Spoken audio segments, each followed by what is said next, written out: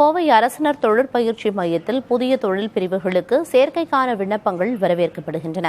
Electrician, welder, உணவு தயாரிப்பு, drone pilot, interior design மற்றும் டெக்கரேஷன் உள்ளிட்ட பல்வேறு பிரிவுகளில் இருபாலருக்கும் 6 மாதம், ஓராண்டு மற்றும் ஈராண்டுகள் பயிற்சி அளிக்கப்படும்.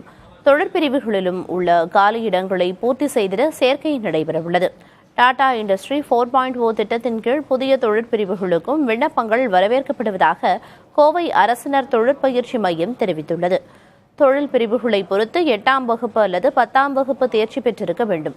பிற்படுத்தப்பட்ட, மிகவும் பிற்படுத்தப்பட்ட, தாழ்த்தப்பட்ட வகுப்பு, பழங்குடியினர் மாணவர்களுக்கு உணவு வசதியுடன் தங்கும் விடுதி வழங்கப்படும் என மாவட்ட நிர்வாகம் தெரிவித்துள்ளது.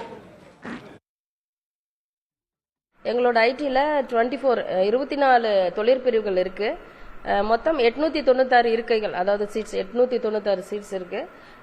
இதில் பார்த்தீங்கன்னா இண்டஸ்ட்ரி 4.0 திட்டத்தின் கீழே எங்கள் நவீன தொழில்நுட்பங்களால் உருவாக்கப்பட்ட பிரிவுகள்லாம் இயங்கிட்டு வருது. அதில் எலக்ட்ரிக் வெஹிக்கிள், அப்புறம் robotics and manufacturing process control automation போன்ற நவீன தொழிற்பிரிவுகள் தொடங்கப்பட்டு இன்றைய காலகட்டத்திற்கு தொழிற்சாலைக்கு தேவையான மாணவர்களை, திறன்மிக்க மாணவர்களை உருவாக்கும் விதமாக நிறைய பிரிவுகள் துவங்கப்பட்டு நல்ல முறையில் பயிற்சி அளிக்கப்பட்டு வருகிறது. தற்சமயம் இப்போ அட்மிஷன் போயிட்டு இருக்கு.